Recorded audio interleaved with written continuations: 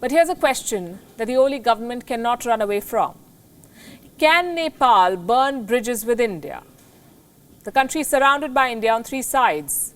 New Delhi is Kathmandu's biggest development and trade partner. Nepal depends heavily on India for essential supplies, for employment, for access to the seas. So let me rephrase that question. Can Nepal afford to burn bridges with India? We have some numbers and they should give you the answer.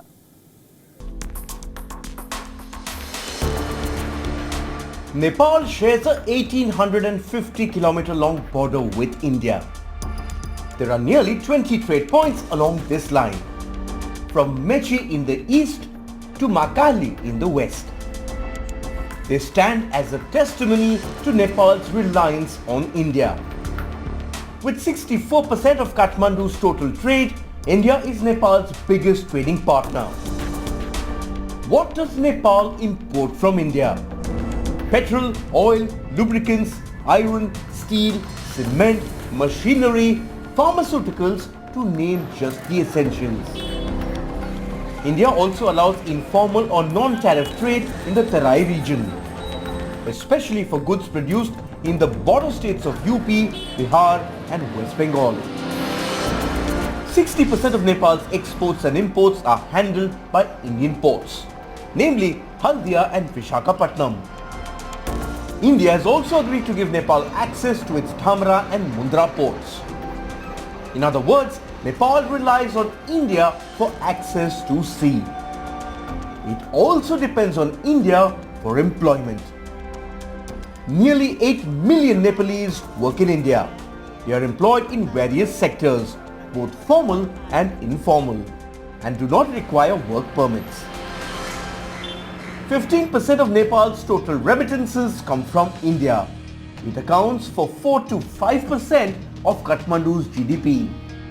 So far in 2020, Nepal has received $356.69 million in remittances from India.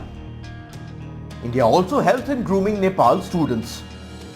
At least 12,800 Nepalese students are enrolled into Indian universities. They are eligible for fee waivers. India also allocates 3,000 of its Ministry of External Affairs scholarships to Nepal. 40,000 Nepalese nationals serve in the 7 Gorkha regiments of the Indian Army. They enjoy the same retirement benefits as their Indian counterparts.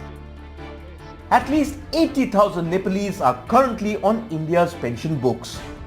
The Indian Army also supports 11,000 widows of Nepalese soldiers and 17,000 retired soldiers from the Assam Rifles.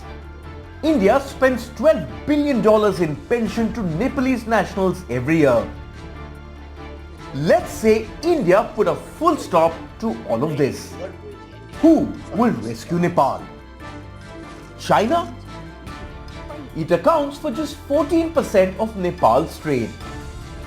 The nearest Chinese port is 3 times the distance of Haldia. Studying in a Chinese university is a challenge given Mandarin is mostly the medium of instruction. There is also no guarantee the PLA will recruit Nepalese troops. And pensions? Well, the dragon has no compassion. So let's look at the math once again.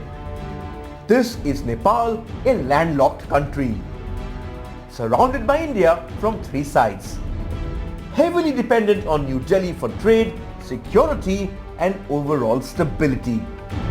Should Nepal risk severing ties with India? Bureau Report, WION World is One.